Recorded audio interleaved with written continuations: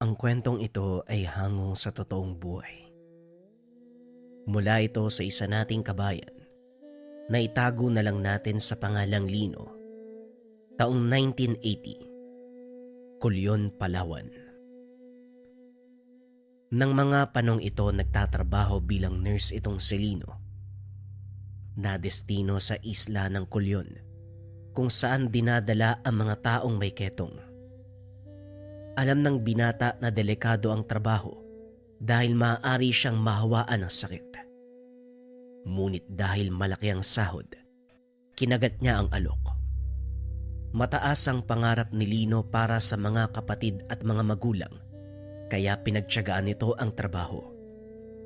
Kaso nga lang ang hindi alam ng binata, sa lugar na ito magbabago ang kanyang buhay at paniniwala. Si Lino ang tipo ng taong hindi naniniwala sa isang bagay kung wala namang pruweba. Hanggat walang sayantipikong paliwanag, hinding-hindi niya ito paniniwalaan. Ngunit isang matanda ang nagpabago ng lahat ng ito. Nadestino ang binata sa isang partikular na pangkat, kung saan nabibilang ang isang matanda na nagngangalang Hezekias.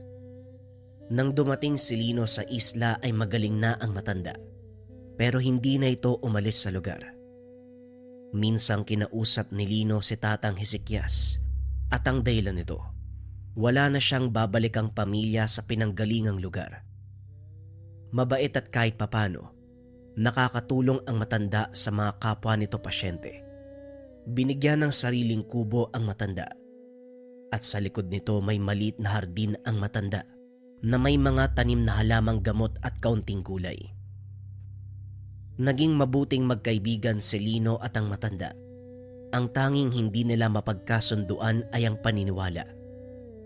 Si Tatang Hezekias, relihiyosong tao, dating albularyo, at bago nagkasakit, ayon sa matanda hindi ketong ang naramdaman niya.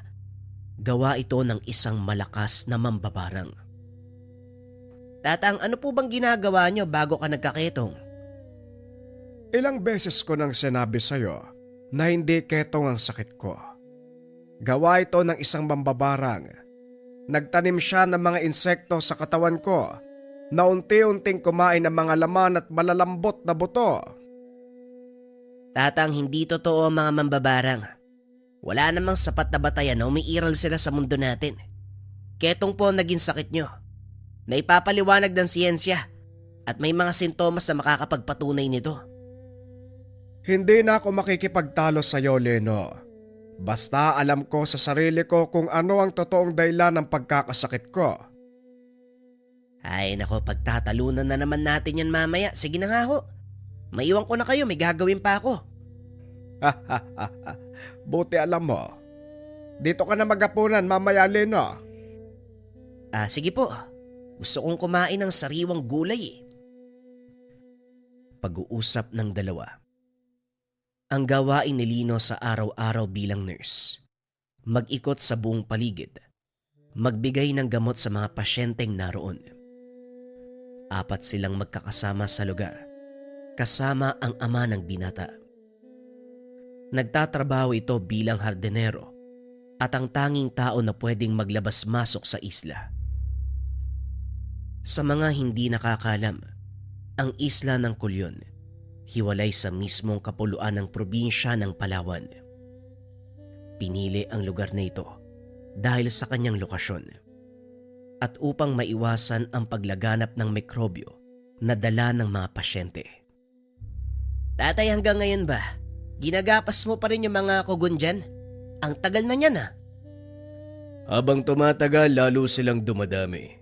Mas mabuti nga sigurong sunugin na lang mga to. Delikado tay, masyadong malakas ang hangin dito sa isla. Baka madamay ang mga pasilidad. Nga pala, luluwas ako sa Kapitolyo. Meron ka bang ipapabili? Wala naman tay. Ikumusta mo na lang ako kay nanay pag nakauwi na sa atin. O sige, walang problema. Maalala ko, hindi ba nagtatanim ng mga halamang gamot si Tatang Hezekias? Maaari mo ba ako ikuha ng para sa ubo? O sige po tay, mamaya dadaan na lang ako sa kubo niyo. Ito ang laging tagpo sa isla.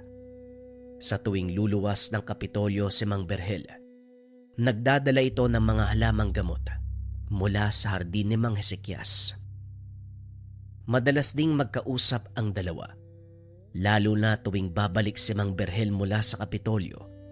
Nagdadala ng alak at sariwang isda para pang ulam at pangpulutan. Hindi gaya na Lino, kahit papano may alam si Mang Berhel sa mga bagay-bagay na sinasabi ni Tatang Hesekias. Kaya mas matagal silang nagkakausap. At kung minsan, kahit ubos na ang inumin, patuloy pa rin ang kwentuhan nila. Alam mo, Manong Lino, nagtataka ako sa iyo eh. Sa tanda mong yan ni minsan, hindi pa kita nakitang nalasing. Simula nang gumaling ang sakit mo, hindi ka na nagkakasakit kahit simpleng ubo lang. Yan ang sekreto ng mga aral na natutunan ko, Berhel. Gusto ko din sanang ituro kay Lino, kaso hindi naman siya naniniwala. At hindi ko rin naman pwedeng ituro sa'yo dahil masyado ka nang matanda para doon. Ano po bang aral yan, Manong? Masyadong komplikado ko, ipapaliwanag ko lang sa'yo. Sandali. May kukunin ako. Pumasok ang matanda sa loob ng kubo at nang lumabas, meron siyang dalang mga libro. Ano po tong mga libro, Manong? Ang mga yan ay kasulatan mula sa aking mga naging guro. Silang nagturo sa akin kung paanong gagamitin ang mga orasyong nakapaloob sa 4 na aklat na yan. Biglang nabalot ng kuryosidad si Mang Berhel, kaya sinimulan itong basahin. Sa kasamaang palad, napakadilim sa lugar at tanging maliit na gasera lang ang nagsisilbing ilaw. Teka lang po hindi ko masyadong mabasa kasi madilim. Hindi naman kita pinipilit na basahin ang mga yan. Kung gusto mo, bumalik ka bukas. Nakaramdam ng antok si Mang Berhel, kaya nagpaalam na ito upang magpahinga. Kinabukasan matapos ang trabaho, muling bumalik ang Ginoo sa kubo ng matanda. Mukhang alam ko na kung bakit ka nandito. Sandali lang, kukunin ko mga libro. Pumasok ang matanda sa kubo at nang lumabas, dala niya ang mga aklat. Sa hindi malamang dahilan, nakaramdam ng kaba si Mang Berhel. Kinuha nito ang isa sa mga aklat at sinimulang basahin. Habang nagbabasa ang Ginoo, ipinaliwanag ni Tatang Hesekias ang nilalaman ng kanyang mga binabasa. Ang aklat na hawak ni Mang Berhel, naglalaman ng mga pamamaraan sa panggagamot, mga orasyon para magtanggal ng sakit sa katawan, at kahit paglunas sa malalaking karamdaman. Nagtataka ako, Manong, kung talagang nakakagamot tong mga dasal na to ng karamdaman. Bakit hindi mo ginamit sa mga taong may sakit dito? Pwede ko namang gamitin, kaso nasa tao ang problema. Sa ganitong larangan, paniniwala ang pinakamahalagang aspeto. Mahirap gamutin ang isang taong walang paniniwala. Tama ka naman, Tatang. Nasa tao nga naman kung maniniwala sila o hindi. Habang nag-uusap ang dalawa, dumating si Lino. Nakita nito ang 4 na aklat. At dahil mahilig magbasa ang binata, dinampot niya ang mga aklat na naglalaman ng mga aral tungkol sa mga engkanto. May mga ganitong uri ka pala ng aklat, Tatang Hesekias? Teka, parang sulat kamay lang ang mga to . Huwag mo sabihin ikaw yung gumawa ng mga aklat. Hindi ako gumawa ng mga aklat na yan. Ipinamana sa akin ng naging guro ko. Hindi ko alam kung sino talaga ang may akda ng mga yan. Lino, bakit hindi mo nalang basahin? Para kahit papano, meron kang ideya sa mga sinasabi ko sa'yo. Wala naman sigurong masama kung babasahin ko mga to. Pero maiba ako. May pasyente kasi nakakarating lang. Medyo mahirap kausapin eh. Ayaw niyang lapitan siya ng mga doktor. Tatang, baka pwede mo akong tulungan. O siya, sige. Wala naman ako ginagawa eh. Nasaan ba ang pasyente? Naroon po sa kabilang gusali. Tara, puntahan po natin. Habang naglalakad papunta sa kabilang gusali, narinig ng mga ito ang sigaw ng pasyente. Bakit nagwawala ang pasyente nyo? Sa pilitan ba siyang dinala dito? Hindi naman po. Nanggaling sa Maynila ang pasyente. Simula nang dalhin siya dito, hindi na maganda ang kinilos niya. Hindi sigurado ang mga doktor doon kung talagang ketong ang sakit eh. Pero kinakikitaan ng mga sintomas, kaya minabuti ng mga doktor na ipadala dito. Ganun ba? Sandali lang. Antayin mo muna ako dito. Hanggat maaari, paalisin mo muna yung mga kasama mo. Dali-daling umalis ang matanda papunta sa kubo. At nang bumalik, may dalang maliit na patpat. Anong gagawin mo sa patpat na yan? Manood ka na lang para malaman mo kung ano ang gagawin ko. Naku tatang, baka mapahamak tayo niyan ha. Magtiwala ka lang, akong bahala at isa pa. Kaya ko nga pinalis yung mga kasama mo dahil ayoko makita nila ang gagawin ko. Eh bakit po ba tatang? Ano po ba sa tingin mo mangyayari? Hindi ka rin maniniwala kung sasabihin ko sa'yo. Kaya ang mabuti pa manood ka na lang na ikaw mismo makakita. Hindi na nagtanong pa si Lino. Hinayaan nito ang matanda sa kung ano ang gagawin. Pagpasok ng silid, tumayo si Mang Hezekias sa harapan ng pasyente. Tumigil ito sa kakasigaw. Pinagmasdan ng matanda. Laking gulat ni Lino dahil bigla itong umiyak at nagmakaawa. Pakiusap tatang, tulungan niyo po ako. Hindi ko po kaya ang parusang binibigay sa akin. Sabihin mo, iha, ano bang ginawa sa'yo? Tanong ni Tatang Hezekias. Naupo ito sa tabi ng dalaga. Nagsimulang magtanong. Nagtanim siya ng insekto sa buong katawan ko eh. Wika ng pasyente. Dito nagtaka si Lino dahil hindi naman makausap ng matino ang dalaga habang binabiyahe papunta sa isla. Paano mo siya nakakausap tatang? Hindi nga halos nagsasalita yan habang nasa biyahe. Huwag ka munang maingay. Makinig ka lang. Sinabihan nito ang pasyente na ipagpatuloy ang kwento. Hindi naman nagdalawang isip ang dalaga. Una ay pinakilala ang sarili at sinabi kung ano ang dahilan kung bakit siya nagkaganon. Ayon sa dalaga, hindi niya alam ang dahilan kung bakit nangyari sa kanya ang ganito. Hindi niya alam kung anong uri ng sakit ang dumapo sa kanya. Sa pagpapatuloy ng dalaga, inamin nito na isang lalaki ang nangligaw sa kanya, ngunit tinanggihan niya ito dahil lamang sa itsura. Ilang araw matapos niya itong tanggihan, nagsimula ng magkasugat ang balat. Ilang araw pa ang nakalipas, nagsipagputukan ang mga bukol hanggang sa parabang nabubulok na ang kanyang katawan. Batay sa kwento mo, iha, isang uri ng barang ang ginawa sa'yo ng taong yon. Wika ni Mang Hezekias. Umalma si Lino dahil alam nito. May mga pagsusuri na ginawa ang mga doktor. Napatunayang ketong ang sakit. Barang, Manong, may mga sintomas ng ketong na nakita sa kanya. Kaya hindi tayo pwede... Teka, anong ginawa mo, Manong? Huwag mo siyang hahawakan kung ayaw mong mahawa sa kanya. Tumahimik ka, Lino. Ang batayan mo ay para lang sa pisikal na mundo. Hindi nyo isinasaalang-alang ang spiritual na aspeto ng buhay.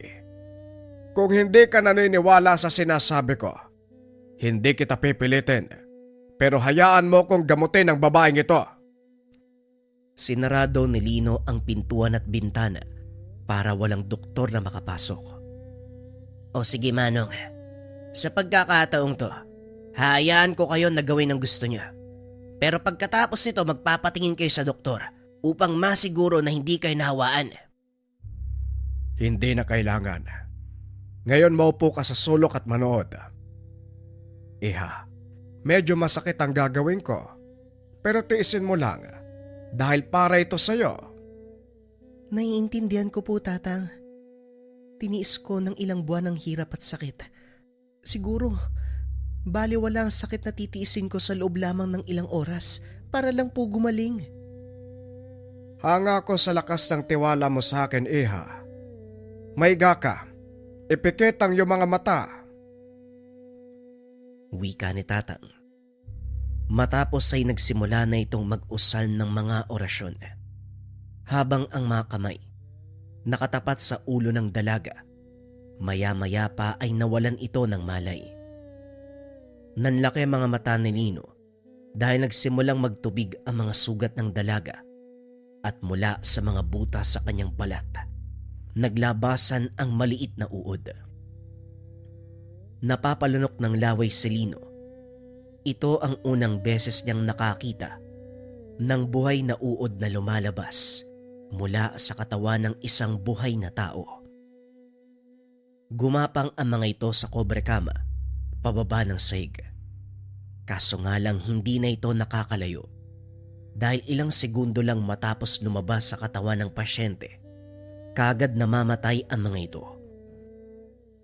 Matapos ang halos isang oras ng pag-uusal ng dasal, huminto si Tatang Hezekias.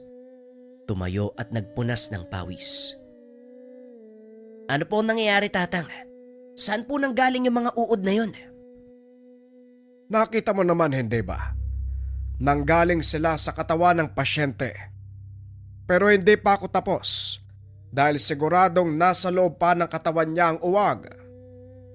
Uwang, hindi ba isang uri ng salagubang yun? Tama ka.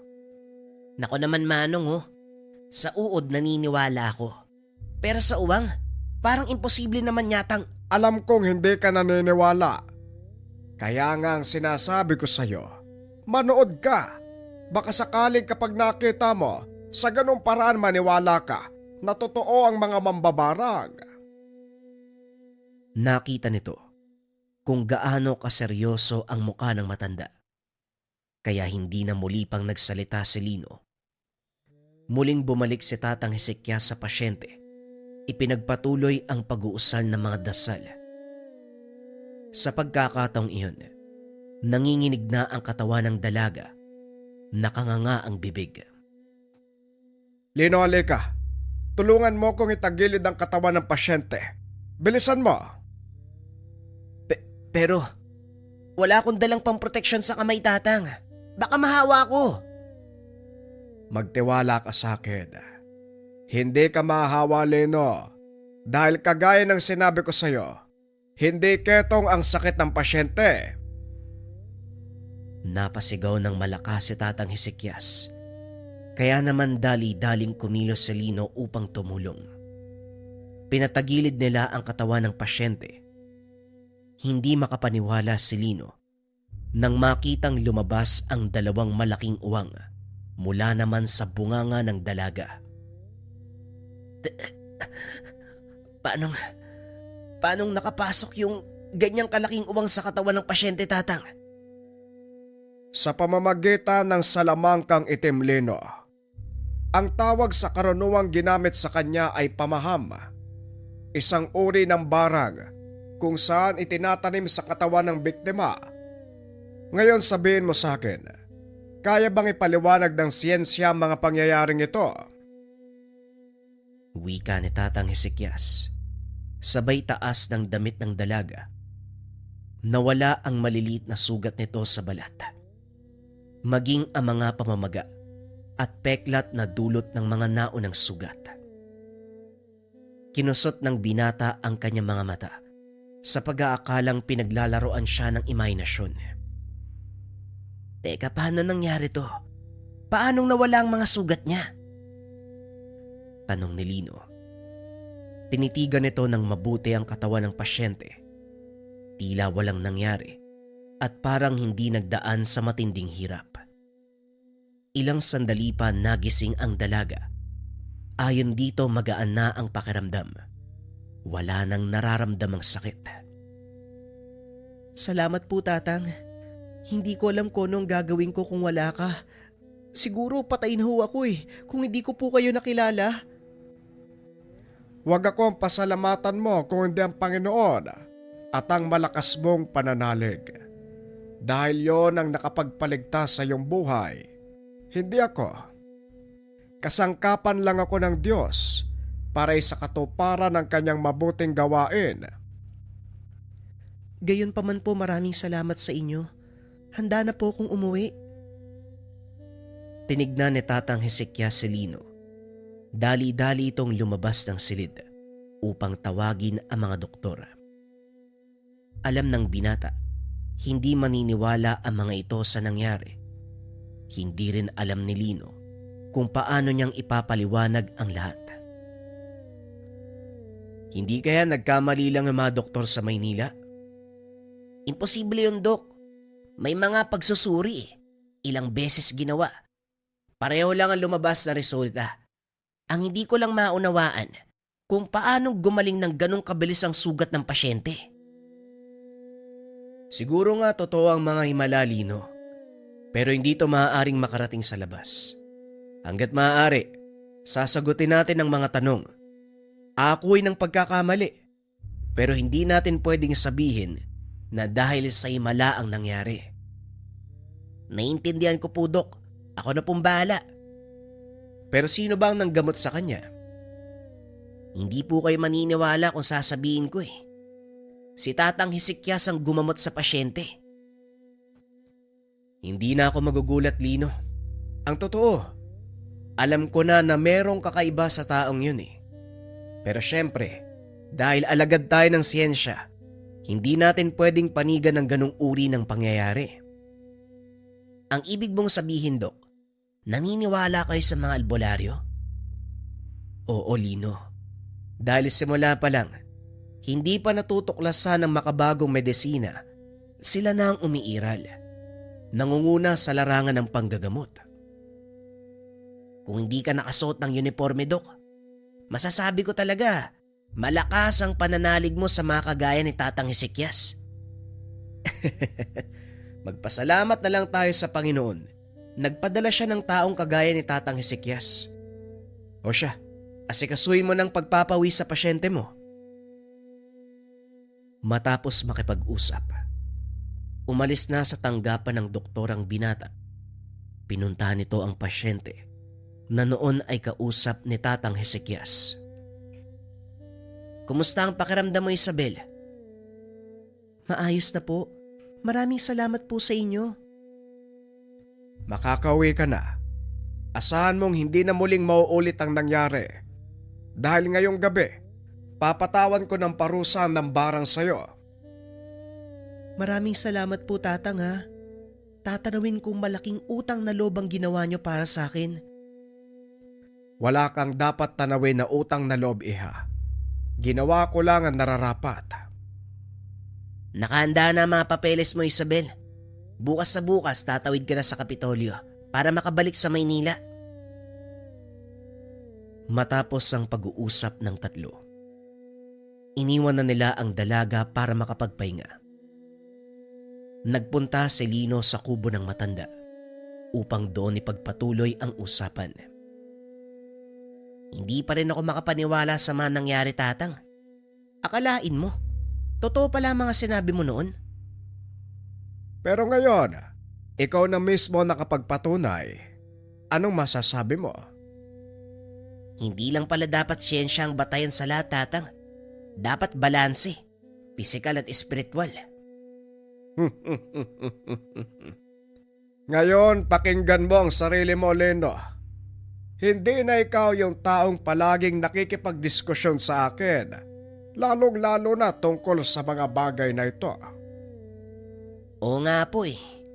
Pero Manong, hindi ko pa rin po lubos maisip kung paano nyo napagaling ang pasyente. Teka, loko tong tatay mo. Iniwan lang pala yung mga libro ko dito sa lamesa.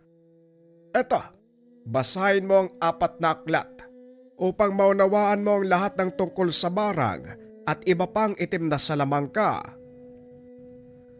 Pinag-aralan ni Lino ang mga aklat ni Tatang Hezekias.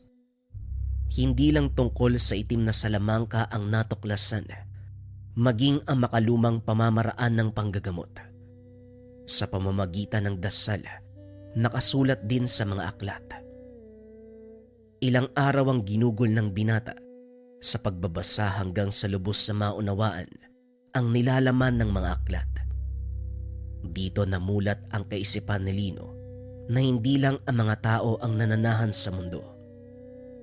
Simula nang basahin niya ang mga aklat, tuluyang nag-iba ang pananaw ng binata sa aspeto ng buhay. Napagtanto na ang mga pinag-aralan niya sa universidad, kapiranggot lang kung ihahambing sa mga kaalaman na nakatago. Dahil na rin sa mga aklat, lalo pang nakilala ng binata si Tatang Hezekias, naunawaan ang buong pagkatao. Makalipas ang ilang araw, napansin ng binata na hindi lumalabas ng kubo ang matanda, kaya naisipan niya itong dalawin. Napag-alaman ni Lino na naghahanda ang matanda para sa isang ritual. Anong ritual po yung pinaghahandaan niya, Tatang? Naalala mo ba ang pinangako ko sa pasyente? Pinaghahandaan ko ang pagtugis sa mambabarang. Pagtugis? Paano niyo po gagawin yun? Hindi naman kayo umaalis dito sa isla. Sa pamamagitan ng kumbate espiritual, nagkaroon na ako ng koneksyon sa mambabarang nung ginamot ko si Isabel. Hindi na mahirap para sa akin na matunton siya. At mamayang gabi, magsisimula ang isang mahabang labanan. Wika ni Tatang Hezekias. Nang mga sandaling iyon, nagpasya si Lino na manatili upang panoorin ang gagawin ng matanda. Nagulat ito nang biglang magbukas ang pinto ng kubo at makita ang ama. Oh, ano ginagawa mo dito? Akala ko ba may trabaho ka pa? Tapos na yung toka ko sa pag-iikot, Tay. Kaya sinamahan ko si Tatang Hezekias sa gagawin niyang pagtugis sa mambabarang. Kayo po, ano bang ginagawa niyo dito? Kung ano ang dahilan mo, yun din ang sa akin. Tatang, eto na nga pala ang hinihingi niyong supot ng uling. Maraming salamat, Berhel. Simulan mo na ang pagpapaningas nang makapagpausok na ako ng mga insenso. Habang nagpapaningas ng baga, napansin ni Lino ang suot na kwintas ng ama. O Tay, saan naman ang galing yung kwintas mo? Ito ba? Bigay ni Tatang Hezekias. Pang-proteksyon ko daw. Mabuti na lang nabanggit mo. Nga pala, Lino, heto. Suotin mo ang kwintas na ito. Habak ang tawag dyan. Poprotektahan ka laban sa espiritual na atake. Saan naman po nang galing yung habak, Manong? Ang dami mong tanog. Saan pa ba manggagaling yan? Di sa akin. Ako mismo ang gumawa ng mga yan. Kaya makakasiguro ka, epektibo ang mga habak. Ngayon isuot mo na. Magsisimula na ako sa ritual. Isinuot ni Lino ang habak. Naupo sa tabi ng ama. Habang pinagmamasdan ni Tatang Hezekias ang ginagawa, paulit-ulit na nag-uusal ang matanda. Sinasabayan pa ito ng pag-ihip sa hangin, pagkumpas sa mga kamay. Ilang sandali pa ay naupo ito at tumahimik. Ano po bang ginagawa ni Tatang, Tay? Parang natutulog lang naman siya. Hindi ko rin alam, Lino. Ang mabuti pa manood lang tayo. Wika ni Mang Berhel. Muli nilang ibinaling ang tingin sa matanda. Nakitang nanginginig ang katawan nito. Akmang lalapitan na sana ni Lino nang bigla itong magsalita. Diyan ka lang. Huwag kang lalapit. Wika ng matanda. Napahinto si Lino nang makita ang dugo sa palad ni Tatang Hezekias. Anong nangyayari sa inyo, Tatang? Bakit may dugo yung kamay nyo? Hindi sumagot ang matanda. Nagpatuloy lang ito sa ginagawa. Lingid sa kalaman ni Lino, nakikipagtunggali ito sa mambabarang na naglagay ng sakit sa kanilang pasyente. Ilang minuto pa ang nakalipas. Biglang napasigaw ang matanda at bumagsak. "Tatang! Ano po nangyari? Sumagot ka, Tatang!" Nawalan ng malay ang matanda. Kaya dali-dali itong binuhat ni Lino. Inhiga sa papag. Maya-maya ay nagkamalay na ito. Sa pagkakataong iyon, pinaliwanag niya ang kaganapan. Masyadong malakas ang mambabarang at wala na sa kondisyon ang katawan ko upang kalabanin pa siya. Sa paglipas ng mga taon, lalo kong nanghina. Hindi ko ngayon alam kung paano kong tutuparin ang pangako kay Isabel. Hindi na po mahalaga kung di ka manalo, Tatang. Ginawa niyo naman po ang nararapat eh. Magpasalamat na lang tayo na nagawa niyong makaalpas. Pero hindi lang yon ang natuklasan ko. Ang mambabarang na nakasagupa ko ngayon lang, siya din ang nakalaban ko noon. Ang mambabarang na sinasabi niyong nagbigay ng sakit sa inyo. Oo, Lino. Siya nga. At hindi malabong matuntun niya ako. Ano pong gagawin niyo kung sakali, Tatang? Kailangan ko siyang harapin. Ito lang ang tanging paraan para matapos ang laban. Paano mo siyang matatalo, Tatang? Ang sabi mo wala na sa kondisyon ng katawan mo ah. Tama ka. Wala na nga sa kondisyon ng katawan ko. Kaya ikaw ang haharap sa kanya. Teka, wala akong alam sa ganyang larangan, Tatang. Bakit ako yung haharap sa taong yun? Magtiwala ka lang sa akin, Lino. Ako ang magtuturo ng mga dapat mong gawin. Pero Tatang, hindi ako sigurado kung matatalo ko isang batikang mambabarang. Nagawa nga kayong taniman ng sakit eh. Kung tutuusin, mahusay na kayong manggagamot. Ako, ngayon pa lang matututo. Halos wala nga akong karanasan dyan eh. Hindi nga ako naniniwala dyan eh. Alam ko. Kaya nga wala kang dapat sayangin na oras. Hindi mo pa rin ba napapagtanto? Napapagtanto? Ang alin, Tatang? Ang lahat ng ito ay may dahilan kung bakit ipinakita sa iyo ng Diyos ang mga ganitong bagay. Pero Tatang, huwag ka nang magdahilan. Ihanda mo ang iyong sarili dahil bukas na bukas magsisimula na ang iyong puspusang pagsasanay. hindi na nakatanggi si Lino dahil naisip nito ang maaaring kalabasan kung sakaling hindi niya tanggapin ang alok ng matanda. Marami ang mapapahamak, kabilang na ang mga kasama nila sa isla. Kinabukasan, sinimulan ni Tatang Hezekias ang pagtuturo sa binata. Ang unang aral na itinuro nito, kung paanong kontrahin ang pamaham na karaniwang ginagamit ng mga mambabarang.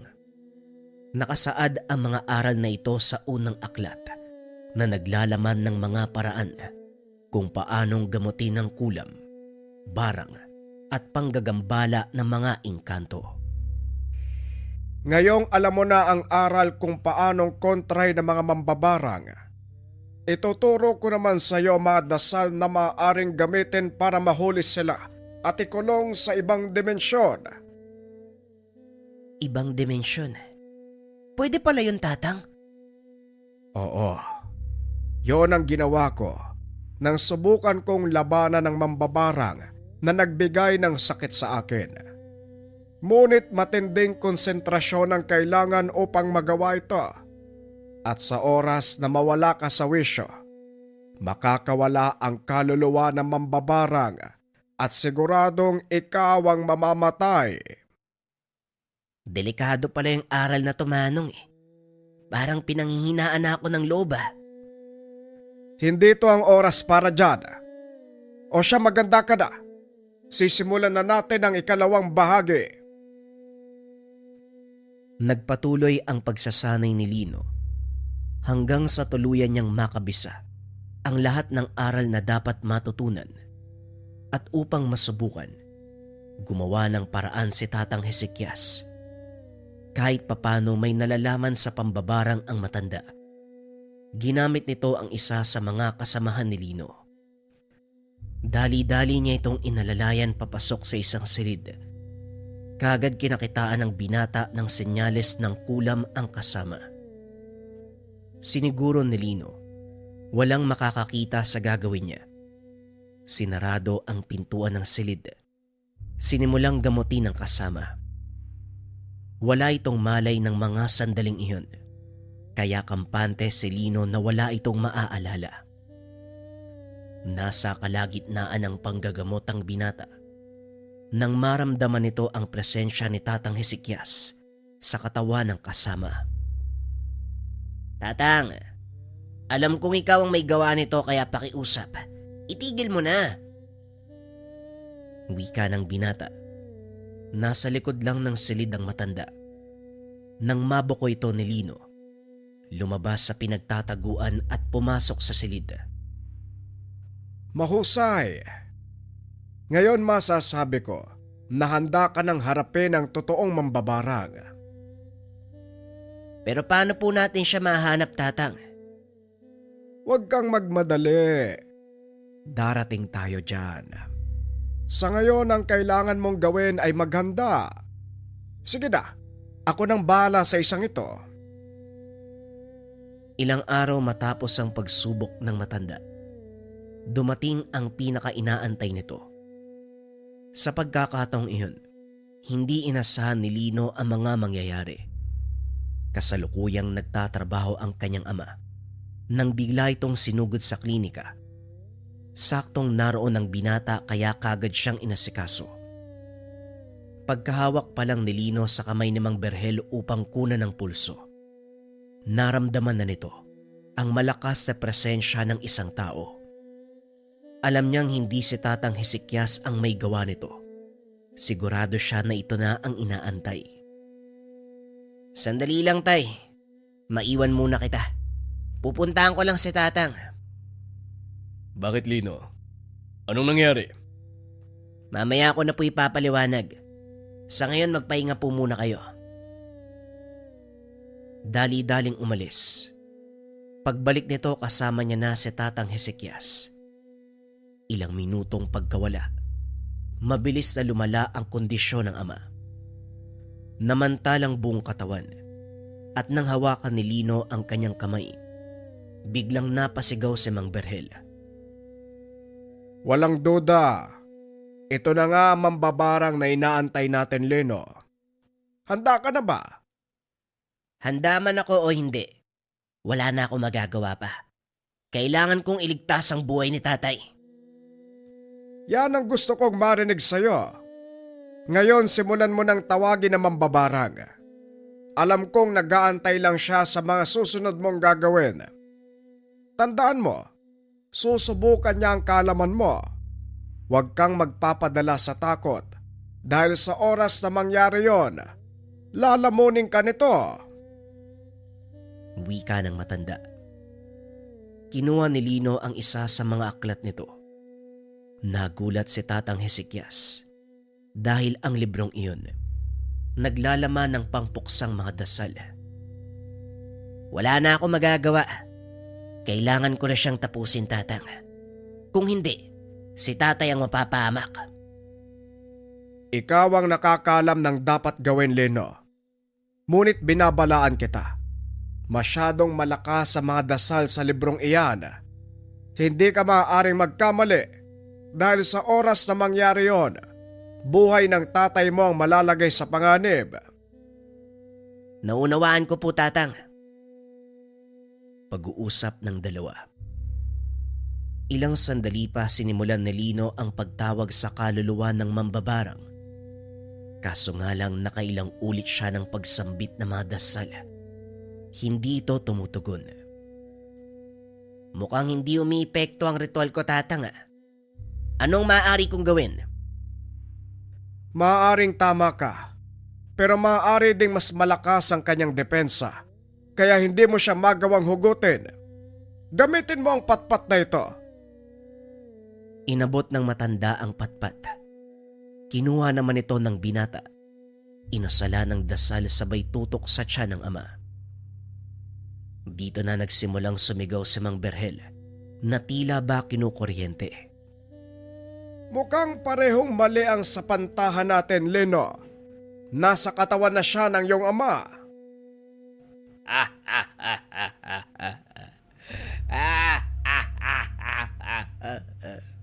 Nahuli mo ko, tanda. Ngunit sa palagay mo ba, matatalo mo ko? Tinanggap ko na ang pagkatalo ko sa'yo. Kaya nga haharap ka sa isang bagong katunggali. Nandito ako. Ako ang harapin mo. Wika ni Lino. Ibinaling ni Mang Berhel ang tingin sa binata, ngunit tila hindi niya ito nakikita. Nasaan ka? Magpakita ka sa akin. Nagulat si Tatang Hezekias dahil nagawang gumamit ni Lino ng sabulag kasabay ng kanyang poder at depensa. Hindi na mahalaga kung hindi mo ako makita. Naririnig mo naman ako, di ba? Karuwagan ang hindi mo pagpapakita. Mas karuwagan ang manakit ng iba sa pamamagitan ng kakayahan na binigay sa'yo. Ipinangako ko sa sarili ko na sa oras na mahuli kita, hindi ko napapalampasin ang pagkakataon. Nagawa mong talunin si Tatang Hezekias. Ibahin mo ko dahil ihahatid kita sa impyerno. Wika ni Lino, sabay buklat ng mga pahina sa hawak na aklat. Nag-usal ito ng mga dasal. Sunod-sunod na pamparusa ang inihip nito sa patpat. At nang muli niyang idikit sa katawan ng ama ang bagay na yon, umangat ang katawan nito habang nagpupumiglas. Panay din ang pagsigaw nito, bagay na nakakuha naman ng atensyon ng mga tao sa pasilidad. Bilisan mo na, Lino. Kailangan mo nang tapusin ang laban bago pa mahuli ang lahat. Huwag kang magmadali, Tatang. Darating tayo dyan. Ngayon ipapalasap ko sa kanya ang lahat ng sakit na pinaranas niya sa mga naging biktima. Tuloy-tuloy sa pagsigaw ang mambabarang na nasa loob ng katawan ni Mang Berhel. Hindi ito tinigilan ni Lino hanggang sa kusa na itong sumuko. Sino ka? At bakit ganyan kalakas ang kapangyarihan mo? Hindi na mahalaga kung sino ako. Ngunit kailangan mong malaman na itong kaparusang ipapataw ko sa'yo. Ginilit ni Lino ang leeg ng ama gamit ang kanyang patpat. Unti-unting kumalma ang katawan ni Mang Berhel hanggang sa tuluyan nitong huminahon. At para masigurong wala na ang mambabarang sa katawan ng ama, muli itong nag-usal ng panumbalik. Hindi na sumagot ang ama. Nawalan ito ng malay. Nangangahulugan na nagtagumpay sila sa pagpatay sa mambabarang. Hindi mo man lang binigyan ng pagkakataon ng mambabarang na lumaban. Pero magaling ang ginawa mo. Hindi na masama para sa isang bagito. Nagawang makapatay ni Lino ng isang mambabarang sa pamamagitan ng kaalamang natutunan. Ito ang unang beses na nagawa niya ang bagay na ito, kaya medyo nakaramdam ng kaunting awa ang binata. Hindi ka dapat maawa sa taong yon, Lino. Isipin mo na lang ang mga penerwisyo niya na nabigyan mo ng katarungan. Hindi ito ang sinumpaan kong tungkulin. Naging alagad ako ng medisina para magligtas ng buhay.